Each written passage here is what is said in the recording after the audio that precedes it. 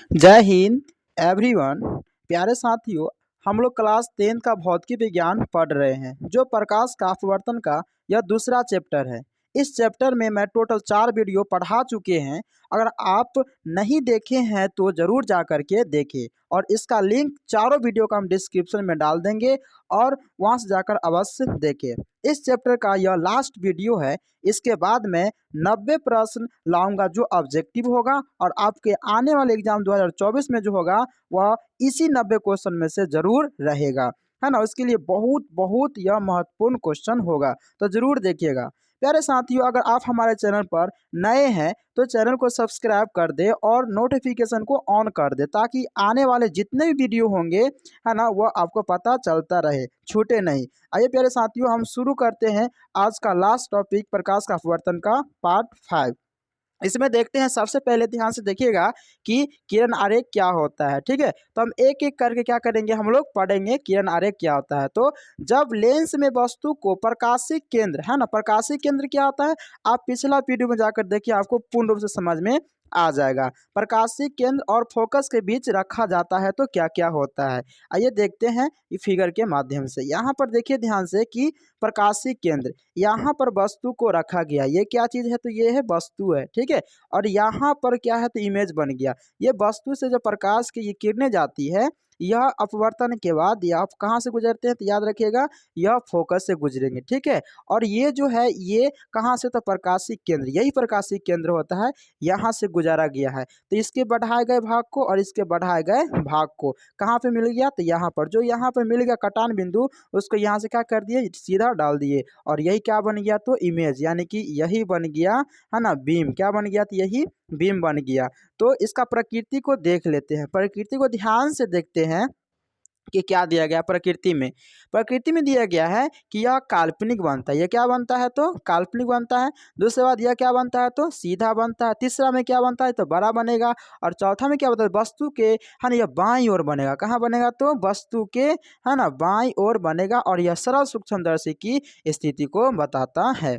अगला इसका उपयोग देखते हैं, इसका उपयोग क्या है उसको हम लोग समझते हैं, है ना। तो इसका उपयोग जो है देखिएगा प्यारे साथियों कि इसका उपयोग जो है यह घड़ी साज, घड़ी के छोटे पार्ट को देखने में, ये घड़ी साज जो होता है ना, उसका छोटा छोटा पार्ट को देखने में इसका यूज किया जाता है। क्योंकि हम जानते हैं लेंस पढ़ रहे हैं ना, तो लेंस में किसी वस्तु को, है ना, न दिखा देता है, उसको स्पष्ट देखने के लिए इसका यूज किया जाता है। तो इसका यूज जो है घड़ी साज के लिए किया जाता है। उसका छोटे अक्षरों को बड़ा देखने में, यानी कि हंसता जो लेख होता है ना, इसको इसमें क्या किया जाता है, देखने के लिए यूज किया जाता है, उपयोग किया जाता है।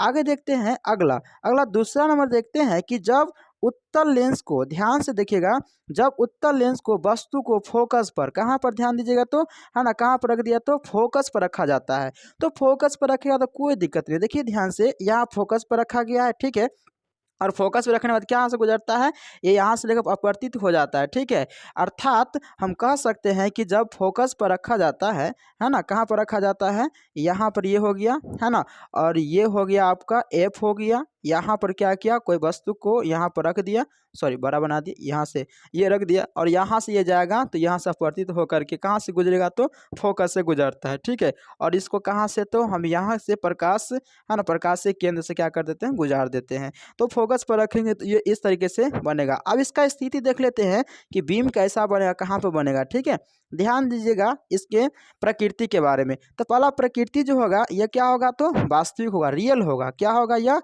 है ना, तो रियल बनेगा। दूसरा क्या है, तो यह उल्टा बनेगा। तीसरा क्या है, तो वस्तु से बहुत ही छोटा बनेगा और अनंत बनेगा। देखिए ध्यान से, है ना, यह कहाँ बन रहा था, यहाँ पर, तो यहाँ पर कहीं भी आपको इमेज देखने को नहीं मिला, यानी कि यह कह सकते हैं कि क्या बनेगा, तो अनंत पर, है ना, ये क्या बनेगा, तो अनंत पर बनेगा। आगे देखते हैं इसका उपयोग को देख लेते हैं। ठीक है, इसका उपयोग क्या होता है, जब वस्तु लेंस को फोकस पर रखा जाता है, कहाँ रखा जाता है, वस्तु को फोकस पर रखा जाता है, तो इसका प्रतिबिंब कहाँ बनता है, तो इन्फिनिट। याद कर लीजिएगा कि वस्तु को फोकस पर रखेंगे तो उसका प्रतिबिंब कहाँ बनेगा, तो अनंत पर बनेगा। कहाँ पर बनेगा, अनंत पर बनेगा, याद कर लीजिएगा। अगला देखते हैं, इसमें क्या बताया कि इसका प्रतिबिंब बहुत बड़ा बनता है, इसका प्रतिबिंब क्या बनेगा, बहुत ही बड़ा बनेगा और इसमें बना प्रतिबिंब उल्टा और क्या होगा, तो वास्तविक होगा। ठीक है, अगला देखते हैं, आई की तरफ बढ़ते हैं। तीसरा में क्या बताया गया, तीसरा में कहता है जब, है ना, वस्तु कहाँ रखते हैं, यानी कि तीसरा में बताया गया है कि जब वस्तु को 2f1 कहाँ रखेंगे 2f1 और तथा कहाँ रखेंगे तो f1 के बीच में रखेंगे, यानी कि 2f1 और f1 के बीच में रखेंगे तो क्या बनेगा, देखिए यहाँ पे फिगर देख लीजिएगा, ठीक है, यहाँ पर रखा गया है ना। तो ये क्या बनेगा तो वास्तविक बनेगा, उल्टा बनेगा, वस्तु से बहुत ही बड़ा बनेगा, और चौथा में 2f और अनंत के बीच में यह बनेगा, ठीक है। आगे देखते हैं ध्यान से कि वस्तु को कहाँ 2f पर रखेंगे, कहाँ पर रखेंगे तो 2f पर। यहाँ पर सबसे इंपॉर्टेंट बात आपको तो ये याद करना पड़ेगा, है ना, ये जो लाइनें हैं प्रकृति जो है नेचर, इसका याद कीजिएगा, ठीक है। और ये भी समझना बहुत जरूरी है, जब वस्तु को 2f पर, देखिए ध्यान से कहाँ रख दिए वस्तु को, है ना, 2f पर रखे हैं तो इसका इमेज कहाँ बना है तो यहाँ पर इसका इमेज बन गया है, यानी कि कैसा बना है तो वास्तविक, कैसा बना है तो वास्तविक। उस पर कैसा बना तो उल्टा, तो इस समय क्या वस्तु से बहुत छोटा प्रतिबिंब बनेगा और वस्तु f तथा 2f के बीच में ही बनेगा, कब, जब वस्तु को, है ना, 2f पर रखेंगे तब ऐसा स्थिति देखने को मिलेगा। अगला 5वां में देखते हैं ध्यान से कि 5 नंबर क्या कहता है। 5 कहता है कि जब वस्तु को 2f और अनंत के बीच में रखा जाता है तो इसका प्रतिबिंब जो है वास्तविक उल्टा वस्तु से छोटा बनता है। देखिए ध्यान से, यहाँ फिगर में समझ में आएगा आपको कि यह 2f और क्या तो अनंत के बीच में, ठीक है, यहाँ पर देखिए ये क्या इन्फिनिटिव है और 2f के बीच में ये अनंत हो गया और ये 2f हो गया, इसके बीच में क्या किया डाला गया है, ठीक है। तो यहाँ पर डाला गया तो इसका प्रतिबिंब यहाँ पर बन गया है। तो कैसा बना है, देखिए ध्यान से, वास्तविक बनता है, उल्टा बनता है, वस्तु से छोटा बनता है और प्रतिबिंब, है ना, बनेगा, वस्तु से छोटा प्रतिबिंब बनेगा और प्रतिबिंब f और 2f के बीच में बनेगा, है ना, कहाँ का बनेगा तो f और, है ना, 2f के बीच में बनेगा। आगे देखते हैं ध्यान से 6 नंबर। 6 में क्या कहता है कि कहाँ पर स्थिति, देखिए जब वस्तु को अनंत पर रखा है, देखिए अब इन्फिनिटिव रख दिया है तो उसका प्रतिबिंब वास्तविक उल्टा वस्तु से बहुत ही छोटा बनेगा, ठीक है, ध्यान दीजिएगा। जैसे कि मान लीजिए कि यह हो गया, है ना, लेंस, लेंस हो गया, लेंस ये क्या हो गया तो ये हो गया आपका प्रधान अक्ष हो गया। प्रधान अक्ष से समांतर कोई रेखा गुजरा जाता है, ठीक है, तो कहाँ से सब गुजरता है, क्योंकि हम जानते हैं कि यह कहाँ से गुजरेगा तो फोकस से, कहाँ से गुजरेगा तो फोकस से। आप समझ सकते हैं यहीं पे इमेज बन रहा है, तो वस्तु से बहुत ही बहुत क्या होता है तो छोटा बनता है। कहाँ वस्तु को रखते हैं जब अनंत पर, कहाँ रखते हैं तो अनंत पर रखते हैं तो बहुत ही छोटा बनता है। ये क्या आपका हो गया तो ये हो गया प्रधान अक्ष, क्या हो गया यह प्रधान अक्ष हो गया। तो इसका क्या होगा वस्तु से बहुत ही छोटा बनेगा। तो इसका प्रकृति को हम देख लेते हैं कि प्रकृति में क्या बोल रहा है। प्रकृति में बोल रहा है कि वास्तविक बनेगा, उल्टा बनेगा और वस्तु से बहुत छोटा प्रतिबिंब बनेगा और प्रतिबिंब फोकस f पर क्या होगा ये बनेगा। आगे देखते हैं कि हम उत्तल में समझ लिए हैं, अब हम समझेंगे कि अवतल में, है ना। टोटल में 6 उत्तल में समझ लिए हैं, अब अवतल में समझेंगे, ठीक है। ध्यान से देखिएगा बच्चे कि अवतल लेंस से बनने वाले किरण आरेख, ये अवतल लेंस में किरण आरेख कैसे बनते हैं, देखिए ध्यान से। जब वस्तु को अनंत पर रखा जाता है, कहाँ रखा जाता है वस्तु को, जब अनंत पर रखा जाता है, कहाँ पर रखा जाता है तो अनंत पर, तो इसका स्थिति क्या होता है, देखिए ध्यान से, ये कौन सा है, ये आपको दिख रहा है कि अवतल दर्पण दिख रहा है। और अवतल दर्पण की विशेषता क्या होती है, अगर मान लीजिए कि अगर, सॉरी अवतल दर्पण बोले, लेंस बोलना चाहिए, है ना। अवतल लेंस की क्या विशेषता होती है कि यहाँ से जब प्रकाश की किरण आती है तो ये इसके रिफ्लेक्शन में क्या होती है तो ये अपसरित हो जाती है, यहाँ से आएगी तो टकर क्या किया अपसरित हो जाएगी, यानी कि वो फैल जाती है। फैलना को क्या बोलते हैं तो अपसरित बोलेंगे और सिकुड़ना क्या बोलेंगे तो अभिसारी बोलेंगे, ठीक है। तो वही यहाँ पर हुआ है कि ये प्रकाश की यहाँ से किरणें जो है ये आ रही है, आने के बाद क्या आपका रिफ्लेक्स हो जाती है, यहाँ भी आती है और ये क्या होती है रिफ्लेक्स हो जाती है। मगर यहाँ पर टूटी लकीर काल्पनिक रेखा क्या करता है, यहाँ पर मिला दिया जाता है, यहाँ हो जाता है F1, क्या होता है तो ये F1 होता है। तो इसका यहाँ पर बताया गया कि प्रकृति ये क्या होते हैं, इसका प्रकृति तो काल्पनिक होता है ना। उसके बाद सीधा होता है, वस्तु से बहुत छोटा होता है, प्रतिबिंब F पर क्या होता है तो बनता है। ये पहला था अवतल का। आगे समझते हैं दूसरा। दूसरा क्या होता है कि जब वस्तु को प्रकाशिक केंद्र और अनंत के बीच में, किसके किसके बीच में, ध्यान दीजिएगा, वस्तु को प्रकाशिक केंद्र और किसके तो अनंत के बीच में रखा जाता है। तो ये आप ध्यान से देखिएगा, ये हो गया अवतल लेंस हो गया, ठीक है। यहाँ पर ये आपका हो गया प्रकाशिक केंद्र हो गया, है ना, और अनंत यहाँ पर हो गया। तो इसके यानी कि प्रकाशिक केंद्र और ये अनंत के बीच में, है ना, जब रखा जाता है तो देखिए ध्यान से ये वस्तु को रख दिया गया, ये वस्तु रखा गया, ठीक है, जिसका बीम यहाँ पर बना है। अब देख रहे हैं कि यह सीधा बना है, ये क्या बना है तो सीधा बना है ना। तो उसके बाद इसका प्रकृति को देख लेते हैं। मैंने इसी चीज को नीचे क्या किया है तो लिखे हैं, ठीक है। देखिए ध्यान से, जब वस्तु को प्रकाशिक केंद्र और अनंत के बीच रखा जाता है तो उसका प्रतिबिंब एफ और प्रकाशिक केंद्र के बीच काल्पनिक सीधा और वस्तु से छोटा लेंस बाईं ओर बनता है, ठीक है। उसी बात को यहाँ पर लिख दिया गया है। आगे देखते हैं अगला तीसरा में क्या कहता है। तीसरा में कहता है कि जब वस्तु को F और 2F के बीच में रखा जाता है, कहाँ कहाँ रखेंगे, ध्यान से देखिएगा बच्चे, F और क्या तो 2F है ना, F और 2F के बीच में रखा जाता है तब क्या होता है, वस्तु को जब प्रकाशीय केंद्र और अनंत के बीच में रखा जाता है तो उसका प्रतिबिंब है ना कहाँ तो F और प्रकाशीय केंद्र के बीच में बनता है। और कैसा बनेगा, तो काल्पनिक बनता है ना, सीधा वस्तु से छोटा और लेंस के बाईं ओर बनता है।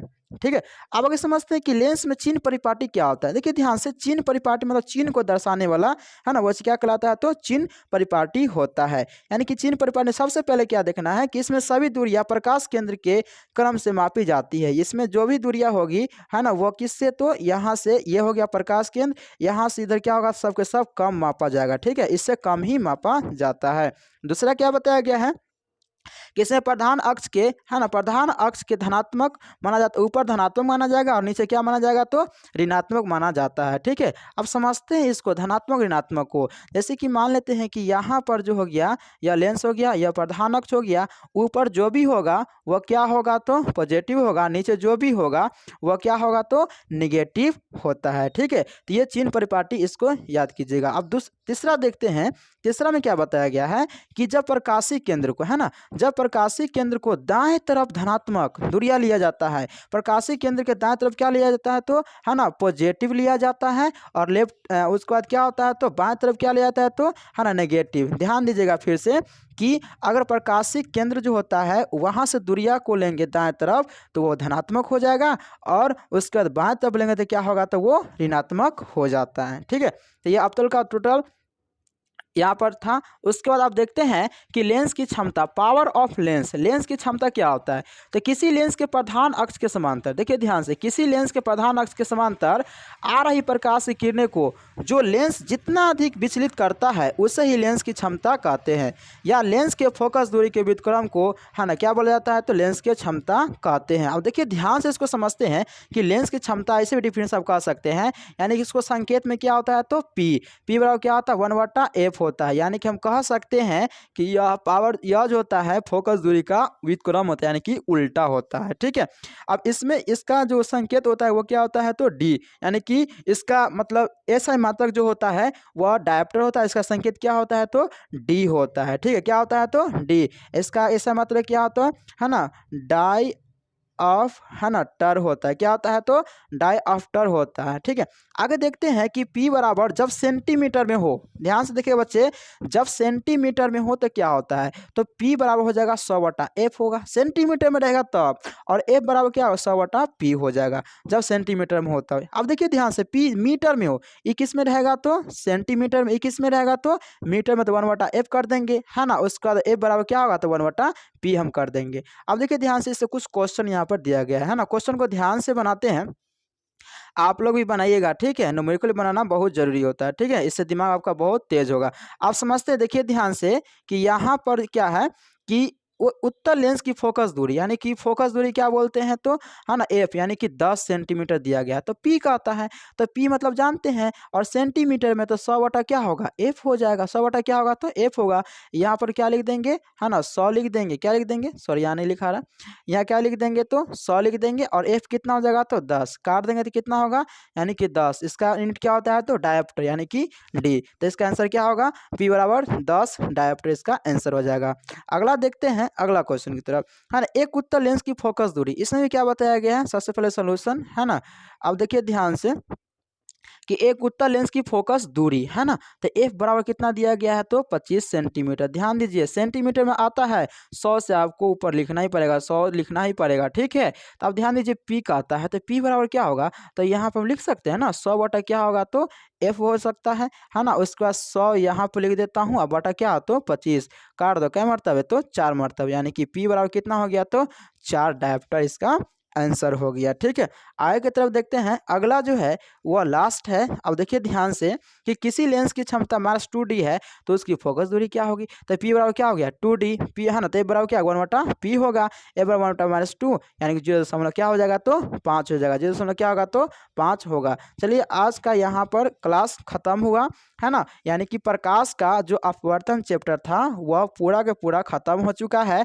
और इसमें हम 90 है ना ऑब्जेक्टिव क्वेश्चन को लाएंगे और कुछ सब्जेक्टिव है ना, कुछ सब्जेक्टिव क्वेश्चन को लाएंगे जो है ना आपके एग्जाम 2024 में आप लोग जो एग्जाम दीजिएगा उसके लिए बहुत ही इंपॉर्टेंट है ना। मैं विश्वास के साथ कहता हूँ कि 90 ऑब्जेक्टिव जो बताऊंगा उसमें से ही वह क्वेश्चन पूछा जाएगा, क्योंकि दो चैप्टर से मिला करके 90 को ऑब्जेक्टिव बहुत हो जाता है। ठीक है, तो आप आने वाला वीडियो मेरा जो होगा उसको जरूर देखिएगा। और इसका आप PDF चाहते हैं तो हमारे टेलीग्राम आप हमारे टेलीग्राम जो डिस्क्रिप्शन में डाल दिए गए हैं वहाँ से आप जुड़ जाइए और इसका है ना प्रत्येक वीडियो का आपका PDF वहाँ मिलता रहेगा।